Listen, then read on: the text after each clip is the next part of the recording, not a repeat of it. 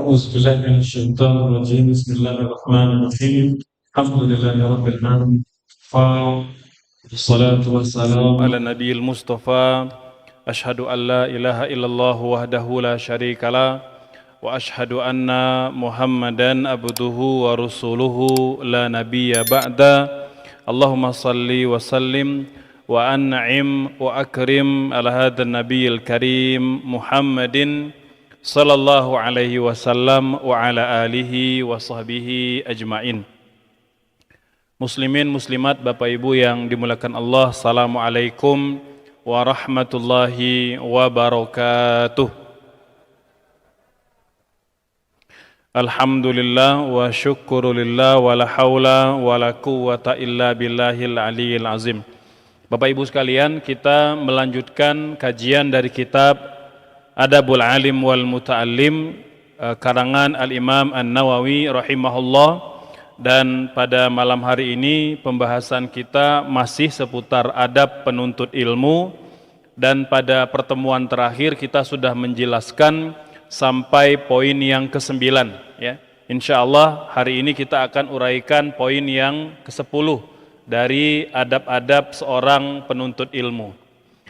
Qala al-musannifu nafa'ana Allahu bihi wa bi'ulumihi fi daraini amin. Kata beliau, adab yang ke-10 bagi penuntut ilmu adalah wa yusallimu 'alal hadirina kullihim bisautin yasma'uhum isma'an muhaqqiqan ya. Bahwa setiap kali kita masuk ke majelis ilmu di mana ada peserta kajian, ada santri, ada siswa-siswa yang lain, maka hendaknya kita mengucapkan salam ya, mengucapkan salam yang dapat terdengar oleh seluruh peserta. Nah, tentunya dengan keyakinan jika ucapan salam itu tidak akan mengganggu jalannya pengajian. Tapi jika kita perkirakan ucapan salam itu justru akan memotong dan mengganggu konsentrasi ustadz atau ustadzah yang sedang menyampaikan pelajaran, maka kita cukup ya mengucapkan salam dengan suara perlahan saja pada orang-orang yang dapat kita temui ya ketika masuk ke dalam majelis. Wa yakhussu syekh bi ziyadati ikram ya, dan jika memang kelas belum dimulai, maka hendaknya kita menyapa atau menemui guru yang mengajar kita. Ini sebagai bentuk ikram, penghormatan kita kepada guru yang akan mengajarkan kita. Wa kadzalika yusallimu idzan sarafa. Dan begitu pula ketika akan meninggalkan majelis. Ya, jadi jika kita datang mengucapkan salam, keluar juga atau meninggalkan majelis pun dengan mengucapkan salam. Papil hadis al-amr bidzalika wal iltifat ila man ankarahu ya. Nah, ini juga sudah dijelaskan pada bagian-bagian terdahulu, termasuk kata beliau juga beliau jelaskan dalam kitabnya Al-Adhkar An-Nawawi. Ini kumpulan zikir-zikir harian yang diajarkan oleh Al-Imam An-Nawawi. Berikutnya adab yang ke-11, wala yatakhatta riqaban nas. Nah, hendaknya kalau masuk ke dalam majelis ya, kita tidak sampai melangkahi pundak-pundak peserta yang lain atau peserta yang hadir ya. Nah, ini terutama kalau kita ingin duduk lebih dekat gitu ya. Nah, tapi di Indonesia boleh jadi jarang terjadi karena milih duduk di belakang gitu ya. Jadi tidak ada yang melangkahi bahu-bahu peserta yang hadir ya. Tetapi di negara-negara yang sangat haris ya, sangat menjaga dekat dengan ilmu, dekat dengan guru, maka biasanya akan berlomba-lomba duduk paling depan gitu ya. Nah, jadi saya masih merasakan tradisi itu mungkin biasanya di kalangan masyarakat awam ya. Nah, tapi kalau di kalangan pesantren justru ya kita berlomba-lomba duduk paling dekat dengan ustadz, dengan sumber ilmu ya.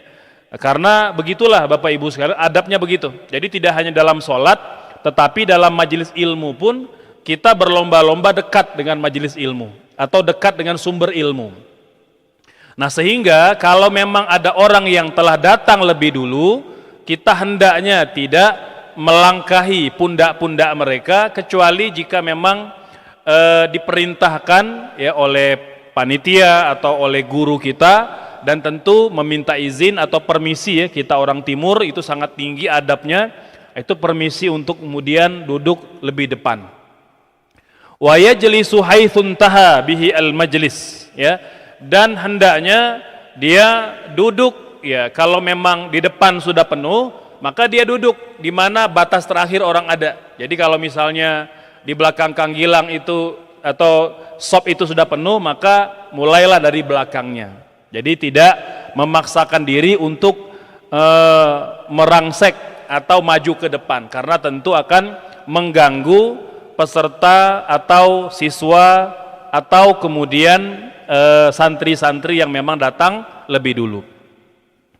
Selanjutnya, illa an yasraha lahu syekh awil hadiru al hadiruna bitaqaddumi wa takhatti, ya. Jadi prinsipnya tidak boleh kita melangkahi bahu-bahu orang yang sudah ada di depan kita, melainkan diizinkan oleh guru atau diizinkan oleh peserta yang lain. Ayo silakan yang baru datang maju ke depan. Nah, itu boleh. Jadi kita boleh melangkahi pundak-pundak yang datang lebih dulu jika memang diizinkan. Au ya'lam man halahum ithar zalik, ya. Atau yang memang kita ketahui peserta-peserta yang telah hadir itu pasti akan mempersilakan kita untuk melangkahi pundak-pundak mereka. Mungkin kita lebih kenal atau sudah kenal, ya. Jadi kita tidak perlu merasa sungkan kalau memang harus duduk itu lebih depan. Ini adab yang ke-11.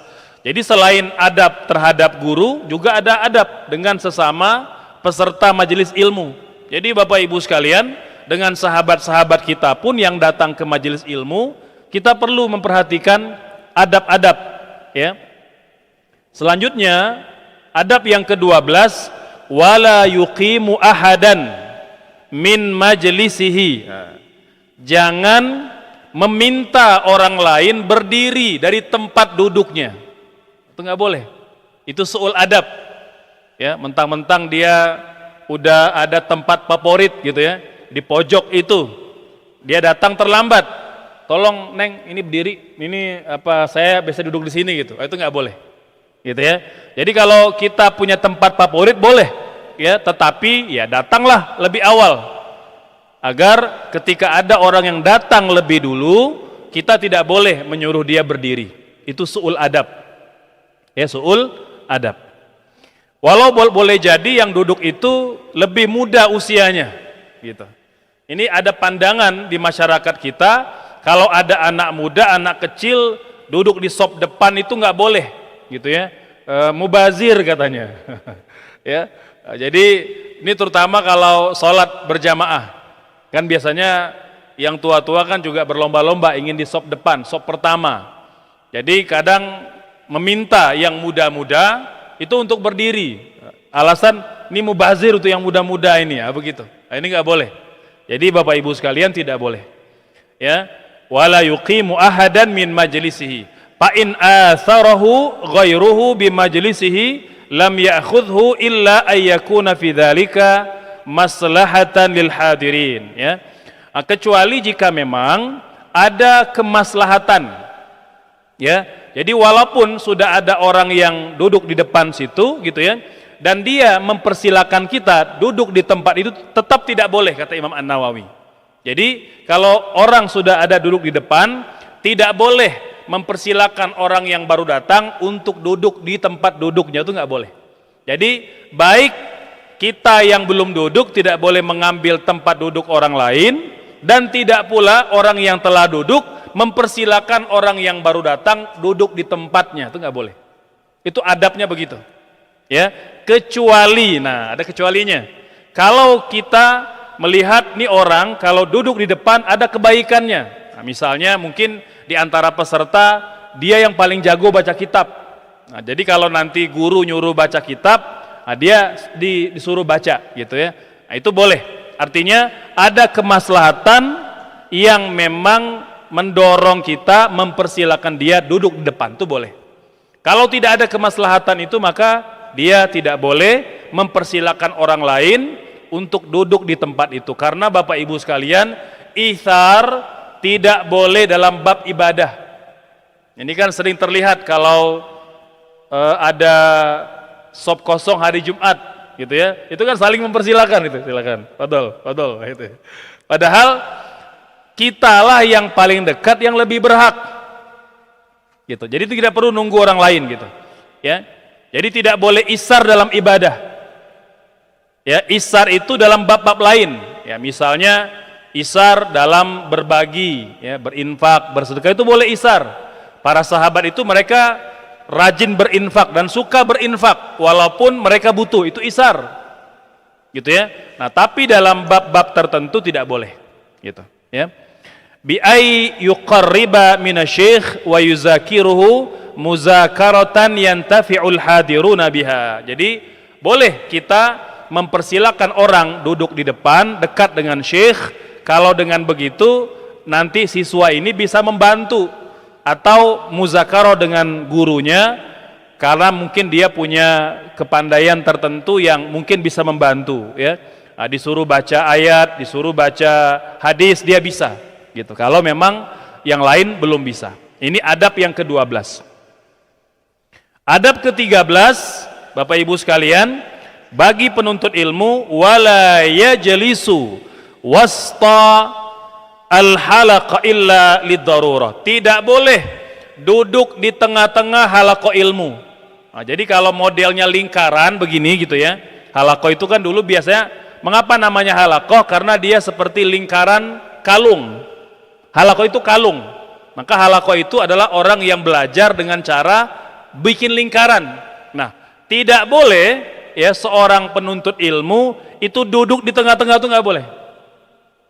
Nah, misalnya kan lagi duduk di samping semua nih, nah, itu nggak boleh. Seorang siswa duduk di tengah-tengah itu nggak boleh, kecuali ada keperluan. Nah, seperti mungkin dia megang kamera, ya, atau ada keperluan tertentu yang membuat dia duduk di tengah. Wala baina sahibaini illa biridahima, dan tidak boleh duduk di antara dua sahabat yang memang sudah kita kenal. Ini selalu bestie dua ini. Dia memang kalau belajar duduk berdampingan. Enggak boleh itu kita tiba-tiba datang, kita geser mereka di tengah, itu enggak boleh. Itu su'ul adab. Karena memang dulu para sahabat, Bapak Ibu sekalian, tabi'in dan tabi'ut tabi'in, itu mereka belajar pun dengan bestinya. Nah, jadi duduk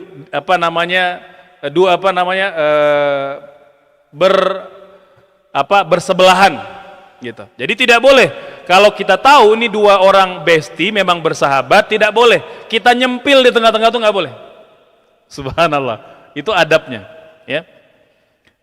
Kecuali kalau keduanya mengizinkan, ayolah gabung, nah, itu boleh ya. Kalau tidak diizinkan itu tidak boleh. Ini tingginya adab. Wa idza pasahalahu qa'ada wa dhamma nafsahu. Jadi jika sudah diizinkan maka boleh dilebarkan dan dia pun bergabung.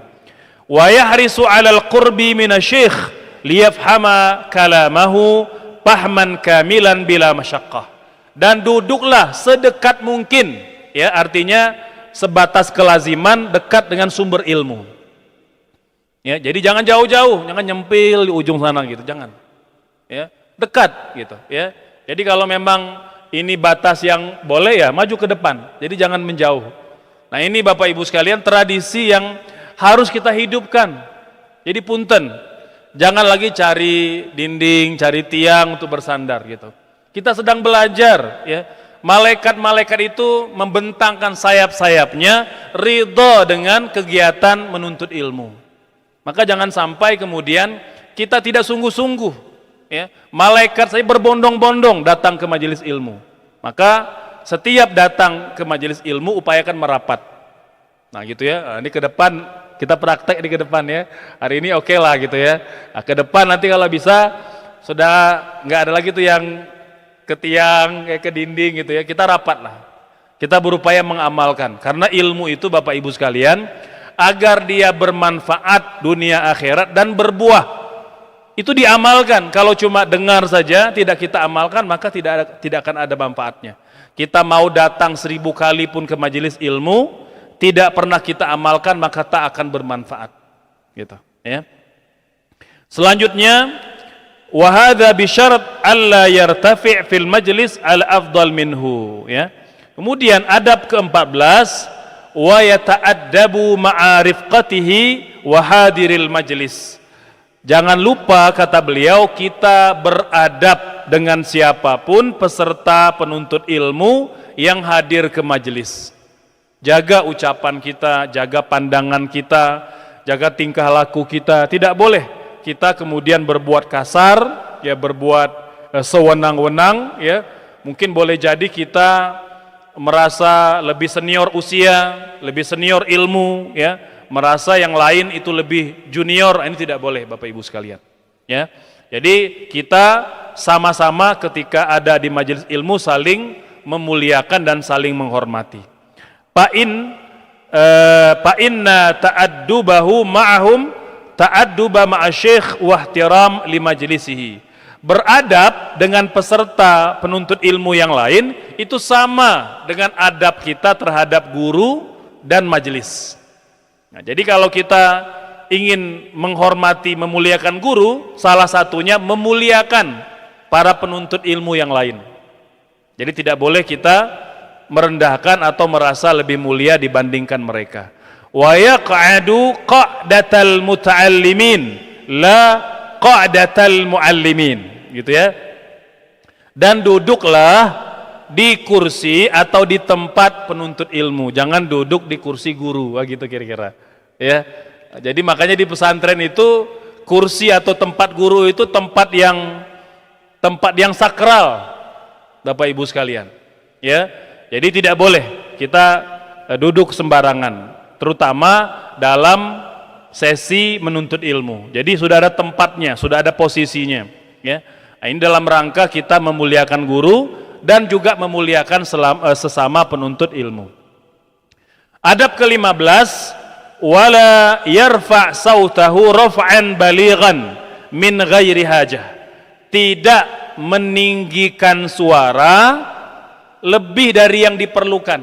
Nah, jadi kalau kita mau bertanya, udah sewajar aja suara itu, jadi tidak terlalu tinggi, ya. Wala yadhak, dan tidak tertawa terbahak-bahak. Nah, tertawalah sewajarnya, gitu ya. Nah, jangan ketawanya menyeramkan, gitu ya. Nah, jadi ketawalah sewajarnya, gitu. Wala yukthirul kalam bila hajah, dan jangan pula banyak berbicara atau banyak bicara tanpa diperlukan. Jadi ya bicaralah pada porsi yang wajar, gitu ya. Nah, ini Bapak Ibu sekalian, sampai adab yang ke-15 berkaitan dengan adab-adab seorang penuntut ilmu, ya. Baik, saya rasa itu mungkin kita cukupkan sementara sampai adab yang ke-15. Kita persilakan mungkin Bapak Ibu yang mau bertanya seputar tema adab-adab penuntut ilmu. Mangga dipersilakan, boleh.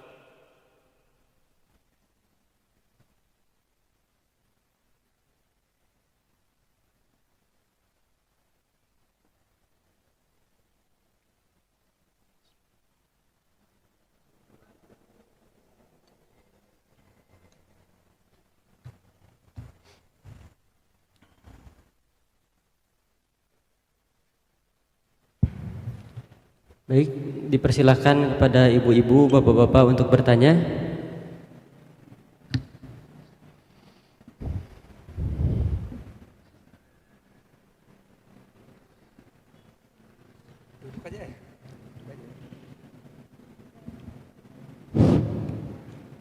Assalamualaikum warahmatullahi wabarakatuh. Waalaikumsalam. Terima kasih atas penjelasannya bahwa pentingnya adab, materi yang disampaikan sungguh luar biasa sekali. Adapun pertanyaan saya langsung saja. Saya pernah mendengar atau pernah baca itu bahwa Nabi melarang, misalnya dalam satu majelis ada 3 orang, 2 orang itu ngobrol atau berbicara dalam majelis itu, tapi bahasa yang tidak dipahami orang ketiga. Nabi melarang itu. Kalau nggak salah itu adalah bagian dari apa? Tajasus atau apa begitu. Yang sehari-hari realita kita hadapi, kadang-kala kita duduk di majelis, orang itu bahasa daerahnya sendiri gitu. Kebetulan saya dari Sulawesi, Pak. Saya dari Sulawesi, saya seling berhadapan dengan majelis itu pakai bahasa daerah sini, saya nggak mengerti. Jadi kadang-kadang kita terkucilkan secara langsung atau tidak langsung. Jadi itu saja, apakah itu bagian dari tajasus atau dalam hal adab majelis, bagaimana tolong dijelaskan secara detail. Ya. Assalamualaikum warahmatullahi wabarakatuh. Waalaikumsalam. Enggak, ada yang lain? Ditampung dulu, Ya, ada. kita mulia.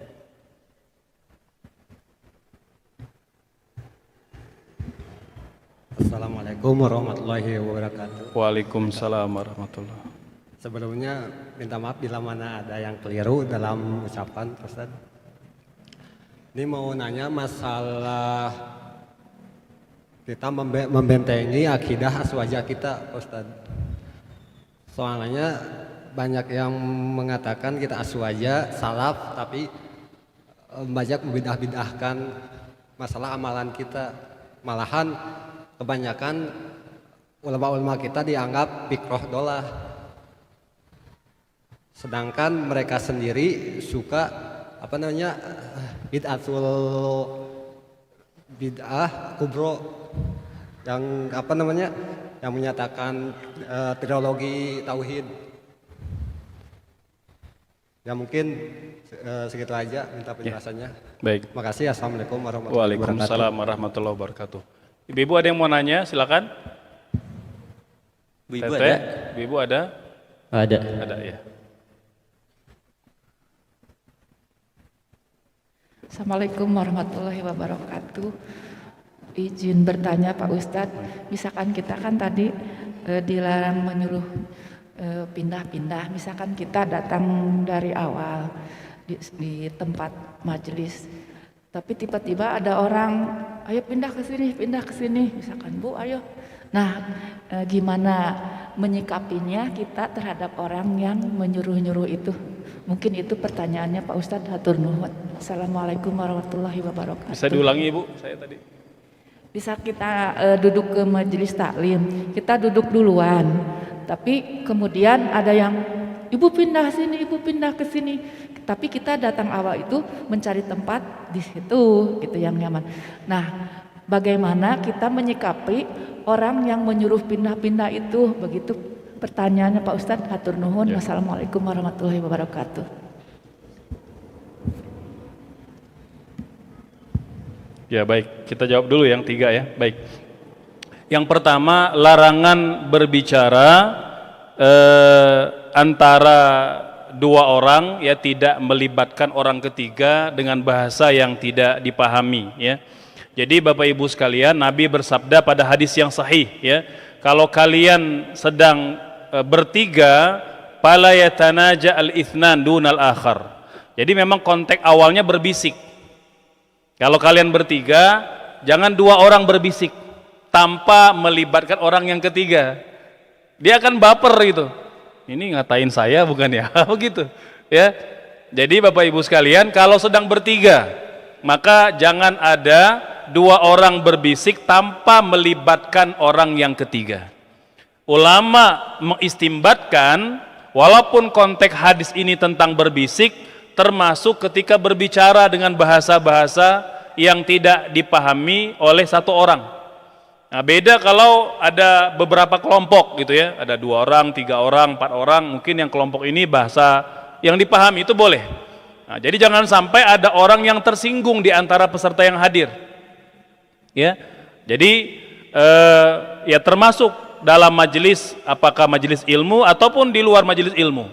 Jadi kita tidak boleh membuat saudara kita atau sahabat kita itu merasa tersinggung gitu ya dengan sikap kita hanya berbicara dengan orang-orang tertentu tanpa melibatkan dia, atau menggunakan bahasa tertentu tanpa melibatkan orang tersebut gitu ya. Nah, kecuali tadi kita katakan kalau memang yang satu orang tadi ada bersama kelompok yang lain itu boleh itu tidak ada masalah gitu ya. Namun Bapak Ibu sekalian, ketika dalam majelis ilmu ya memang tentu diupayakan menggunakan bahasa yang paling netral lah gitu ya. Ya mungkin bahasa Indonesia atau setidaknya pakai bahasa yang sesuai dengan kebanyakan peserta yang hadir gitu ya. Mungkin karena kita ada di kota Bandung di Jawa Barat ya, umumnya adalah orang Sunda ya, umumnya berbahasa Sunda. Nah kita yang sebagai pendatang yang menyesuaikan gitu ya. Nah, jadi saya juga karena bukan asli Sunda gitu ya, cuma takdirnya istri orang Sunda gitu ya, walaupun paham ya, tapi ketika menyampaikan ya berupaya menggunakan bahasa Indonesia ya, mungkin itu yang lebih netral gitu ya. Nah, itu Bapak sekalian. Yang kedua, Ahlus Sunnah wal Jamaah gitu ya. Jadi ada fenomena di sebagian kecil, tidak banyak gitu ya, sebagian kecil itu orang yang suka membid'ah-bid'ahkan kelompok Ahlus Sunnah gitu ya, dengan mengkapling atau memonopoli bahwa Ahlus Sunnah itu cuma kelompok kita saja ya, Ahlus Sunnah itu hanya pengajian kita aja, Ahlus Sunnah itu ya guru-guru kita aja, yang lain tidak. Nah, itu Bapak Ibu sekalian. Bapak Ibu, pertama kita perlu paham bahwa Ahlus Sunnah itu adalah kelompok yang mengikuti dan berpegang teguh kepada Al-Quran dan sunnah-sunnah Nabi berdasarkan pendapat para ulama yang mu'tabar ya, baik dalam masalah akidah, dalam masalah fikih, atau dalam masalah akhlak gitu ya. Nah dalam masalah akidah misalnya ya, Imam Al-Isfiraini mengatakan berbicara Ahlus Sunnah maka ada 3 kelompok yang dinamakan Ahlus Sunnah. Yang pertama kata beliau adalah Al-Asy'ariyah. Jadi Al-Asy'ari ini merupakan kelompok terbesar akidah umat Islam hari ini. 99% umat Islam dunia beserta ulamanya Asy'ari. Akidahnya berdasarkan pemahaman Abu Musa al-Asy'ari ya. Al-Azhar University itu merupakan kampus yang secara formal mengajarkan akidah Asy'ari gitu ya. Ini yang pertama. Yang kedua, ada kelompok Al-Maturidi. Ini dikembangkan oleh Ja'far Al-Mansur Al-Maturidi, Abu Ja'far Mansur Al-Maturidi. Yang ketiga ada Al-Athari. Ini dikembangkan oleh Imam Ahmad Ibnu Hanbal. Ustadz, mengapa akidah tidak ikut Nabi saja, tidak ikut sahabat saja? Bapak Ibu sekalian, iya, ketiga-tiga ulama ini mengikuti akidahnya Nabi, ikut akidahnya para sahabat, hanya saja mereka yang mengembangkan teorinya, karena mereka hidup di masa terjadinya fitnah. Fitnah, ada muncul Khawarij, ada muncul Mu'tazilah, ada muncul Jabariyah, ada muncul Qadariyah gitu ya. Jadi apakah itu Asy'ari atau Maturidi atau Athari, ketiga-tiganya sepakat para ulama ini Ahlus Sunnah dalam masalah akidah. Dalam masalah fikih kita mengenal ada 4 madhab, ada Hanafi, ada Maliki, ada Syafi'i, ada Hambali. Jadi keempat-empatnya Ahlus Sunnah. Maka selama kita berpegang teguh pada 4 madhab fikih ini dan pada 3 madhab akidah tadi, maka kita Ahlus Sunnah. Jadi tidak dikapling-kapling bahwa yang Ahlus Sunnah itu hanya kelompok tertentu saja ya. Hadratus Syekh Hasyim Asy'ari itu dalam kitab beliau Risalah ila Ahlus Sunnah, beliau mengatakan orang Jawa atau orang Jawi, Indonesia Nusantara itu semua telah berakidah Ahlus Sunnah Asy'ari Maturidi kata beliau. Lalu datang kelompok-kelompok baru, beliau menyebut ya, ada beberapa kelompok baru dari Timur Tengah ya, itu dari wilayah Hijaz ya, itu yang mengembangkan beberapa paham yang bertentangan. Kalau bahasanya Syekh Hasyim Asy'ari, beliau mengatakan as-salafiyun atau as-salafiyin ya. Nah, ini kelompok-kelompok yang memang, mohon maaf Bapak Ibu sekalian, ini bahasanya Syekh Hasyim Asy'ari, kata beliau menggunakan kata salafi tetapi justru membid'ahkan amalan-amalan yang dipraktekkan oleh kaum muslimin yang justru bersandar pada ulama salaf. Kita pernah jelaskan bahwa Hanafi, Maliki, Syafi'i, Hambali ini ulama salaf karena mereka hidup pada periode salaf. Jadi kalau ada orang yang mempertanyakan atau mengatakan amaliyah masyarakat muslim Indonesia yang bersandar pada 4 madhab itu tidak ikut salaf, nah itu mungkin perlu belajar sejarah lagi gitu ya. Itu mungkin sedikit berkaitan dengan Ahlus Sunnah wal Jamaah. Mungkin nanti kalau ada waktu kita akan detailkan. Bagaimana menyikapi orang yang menyuruh kita untuk pindah tempat duduk? Ya ini Bapak Ibu sekalian, karena boleh jadi belum terbiasa. Jadi kita yang perlu menjelaskan, perlu mengedukasi ya. Memang kadangkala kita ketika menyadarkan orang perlu juga ya beradab gitu ya. Boleh jadi kita benar ya, kita ingin mengajarkan sesuatu yang benar, tetapi kita juga perlu beradab. Kalau memang yang tidak beradab itu lebih tua usianya, ya kan, mohon maaf kan kadangkala yang nyuruh berdiri itu orang yang lebih tua dari kita. Kan kita ingin mengingatkan bahwa cara itu salah gitu ya. Nah, untuk mengingatkan pun kita juga perlu beradab. Ya, jadi kata ulama at-tariqah aham minal maddah. Cara menyampaikan itu jauh lebih penting, jauh lebih urgen daripada apa yang mau disampaikan. Boleh jadi memang kita benar, dia salah. Nah, tetapi perlu cara yang beradab. Contoh punten Bapak Ibu sekalian, yang diajarkan oleh cucunya Nabi Hasan dan Husain ketika mereka melihat ada seorang kakek-kakek, aki-aki gitu ya, berwudunya nggak bener, wudunya pokoknya berantakan gitu, nggak rapi, nggak tertib, nggak sesuai sunnah. Mereka tahu karena mereka berilmu. Ya, mereka ingin negur kakek tadi, tapi lihat bagaimana mereka mengemas tegurannya dengan cara yang beradab.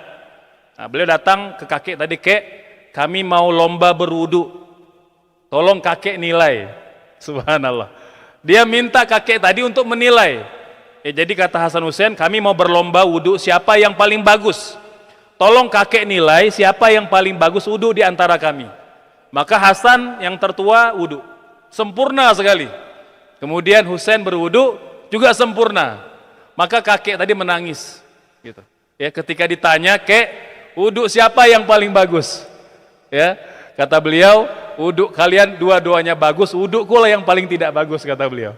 Jadi tanpa menyakiti, tanpa menggurui gitu. Nah, cara mengemas nasihat seperti inilah yang kita perlu pelajari. Jadi ya kita tahu memang ada orang yang tidak beradab di sebuah majelis ya, tapi kan mungkin boleh jadi dia lebih tua usianya ya. Maka boleh jadi kita bisa menyampaikan itu kepada panitia, ya tolong diingatkan, punten kepada peserta yang datang mungkin belakangan itu tidak menyuruh orang lain untuk berdiri dari majelisnya. Itu kan bisa disampaikan, artinya dikemas dengan cara-cara yang tidak menyindir. Ya, jadi jangan langsung kita ngotot ya, mungkin nanti akan tidak baik kesudahannya. Itu teh ya. Baik, mangga masih ada mungkin sebelum kita tutup karena insya Allah kita tidak ada sesi pada Isya. Kita persilakan mungkin kalau masih ada pertanyaan, mangga. Insya Allah pertanyaan terakhir, ibu-ibu, bapak-bapak, persilahkan. Ada yang lain? Nggak ada lagi, udah habis? Ya ada dua, enggak, silakan. Ya, silakan. Bismillahirrahmanirrahim. Assalamualaikum warahmatullahi wabarakatuh. Waalaikumsalam warahmatullahi wabarakatuh. Ustaz, kalau dalam bermajelis ilmu ataupun dalam sholat, ketika ada pejabat ataupun apapun itu sudah memboking tempat yang di depan, kemudian di kasus yang sama ada juga misalkan kalau di saf depan itu kan salah satunya harus yang hafal Quran supaya nanti ketika imam batal bisa digantikan oleh saf pertama, tetapi yang hafal Quran ini misalkan telat, apakah untuk kasus baris pertama itu tidak berlaku atau bagaimana? Ya, baik, silakan.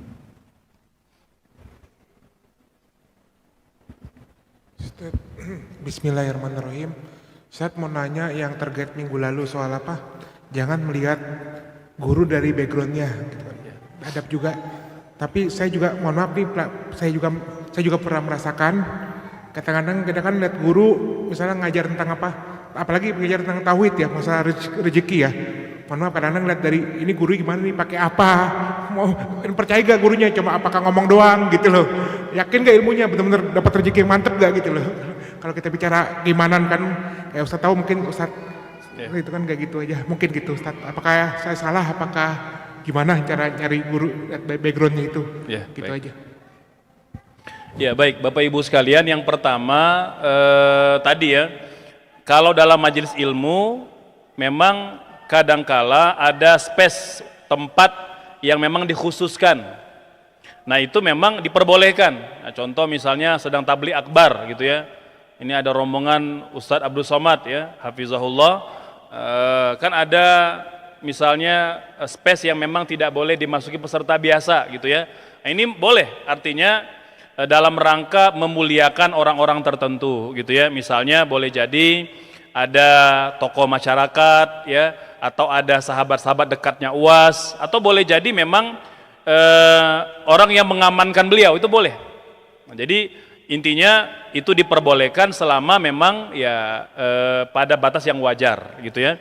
Nah kalau dalam kasus sholat berjamaah gitu ya, memang selayaknya Bapak Ibu sekalian, kalau ada imam gitu ya, posisi yang paling besar pahalanya yang paling dekat dengan imam. Jadi kalau laki-laki semakin dekat dengan imam semakin besar pahalanya. Kalau akhwat semakin jauh semakin besar pahalanya. Gitu ya.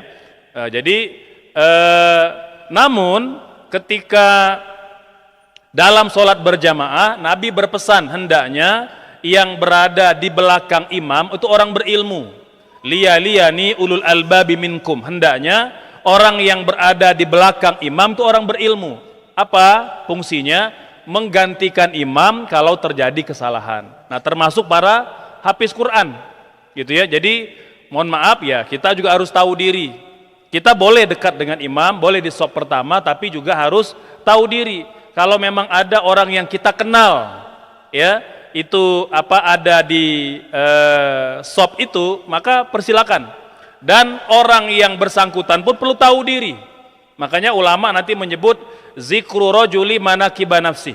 Jadi orang berilmu, orang yang tahu diri gitu ya, dia juga harus menempatkan dirinya. Jadi jangan sampai justru dia tahu dia hafiz Quran gitu ya, yang lain tidak hafiz, dia di belakang, itu nggak boleh. Jadi dia yang harus inisiatif ke depan. Kalau memang dia tahu di tempat itu dialah yang paling berilmu. Jadi bukan untuk sombong, karena orang yang berilmu itu perlu tampil agar apa? Agar umat tahu mana yang kredibel, mana yang tidak. Makanya dulu itu para ulama menyebut biografinya, cerita siapa guru-gurunya, agar jelas mana ulama yang kredibel, mana yang tidak. Gitu. Ya, ini kalau ulamanya semuanya tawadu gitu ya, udah itu yang bocor-bocor yang bicara itu. Hari ini banyak terjadi ketika ada orang-orang yang memang jahil, yang tidak berilmu yang berbicara gitu. Ya, baik. Jadi tahu diri. Kalau memang ada, maka dia dipersilakan. Kalau tidak ada, maka ya yang paling dekat. Kan kata Nabi, yang paling layak jadi imam itu orang yang paling banyak hafalannya, orang yang paling bagus bacaannya. Lantas orang-orang yang di bawahnya, begitu. Ya, itu satu. Yang kedua juga nanti ada juga hadis berkaitan orang yang paling berusia atau imam yang telah ditunjuk oleh lembaga atau oleh masjid. Nama imam rawatib. Itu lebih afdal, gitu ya. Saya dulu pernah membersamai Syekh Ikrimah Said Sabri, ini mantan Mufti Agung Baitul Maqdis Palestina. Itu beliau pernah saya bawa ke Masjid Agung Alun-Alun gitu ya. Itu beliau dipersilakan oleh beberapa pejabat menjadi imam. Beliau nggak mau. Kata beliau, saya mau ketemu dulu imam rawatibnya. Keluar imam rawatib mempersilakan, baru beliau maju gitu. Itu adab. Jadi kalau memang ada imam rawatib, imam tetap, maka itu lebih afdol gitu. Jadi bukan hanya semata-mata pertimbangan paling banyak hafal Quran, tapi nanti ada beberapa pertimbangan, misalnya karena dia dilantik atau telah ditetapkan sebagai imam rawatib, maka itu lebih afdol. Gitu akhi. Ya, barakallahu fikum. Yang terakhir mungkin jadi tadi kita katakan, kata Imam An-Nawawi, kita tidak boleh terlalu mengorek-ngorek masa lalu guru kita, gitu ya. Terutama kalau dia sudah bertaubat, mungkin mohon maaf ya, dia mantan rocker gitu misalnya gitu ya, atau mantan apa lagi, ya mantan begal mungkin misalnya gitu ya. Nauzubillah, maka dia bertaubat, udah kita nggak korek-korek, nggak kita viralkan. Oh ini viral nih kalau itu nggak boleh, itu haram hukumnya, gitu ya. Nah, bagaimana kita ingin tahu guru-guru yang betul-betul kredibel? Syekh Zarnuji dalam Ta'limul Muta'alim mengatakan ada dua cara. Saya sering menyampaikan di sini. Yang pertama, kalau bisa diintip selama 3 bulan. Diintip selama 3 bulan. Jadi kalau mau berguru, calon guru kita itu kita intip selama 3 bulan. Dulu ulama itu mereka nyewa rumah dekat dengan calon gurunya, ngintip dulu kehidupannya, bagaimana akhlaknya, tingkah lakunya, muamalahnya dengan istrinya, dengan anak-anaknya, dengan keluarga, dengan itu diintip 3 bulan. Mampu kita melakukan itu? Nah, kalau tidak bisa 3 bulan, maka cara kedua, cara yang praktis, bertanya kepada guru kita yang lebih alim. Ya Ustadz, Ustadzah, saya mau belajar ilmu tajwid, kira-kira dengan siapa saya berguru? Nah, bisa begitu. Artinya kita mencari guru yang kredibel dengan bertanya kepada orang yang kita sudah tahu dia berilmu. Tentu orang-orang yang sudah kita kenal atau orang-orang yang dekat dengan kita. Gitu Kang. Ya, wallahu alam. Baik Bapak Ibu sekalian, kita cukupkan insyaallah pada malam hari ini, insyaallah berlanjut di kajian pekan depan, melanjutkan berkaitan ada adab penuntut ilmu ya, karena ada 35 adab ya, semoga tidak ada yang ketinggalan. Malam hari ini kita selesaikan tadi sampai poin ke-15. Berarti ada kurang lebih 20 adab lagi insyaallah. Demikian Bapak Ibu sekalian, astagfirullahaladzim. Wassalamualaikum warahmatullahi wabarakatuh.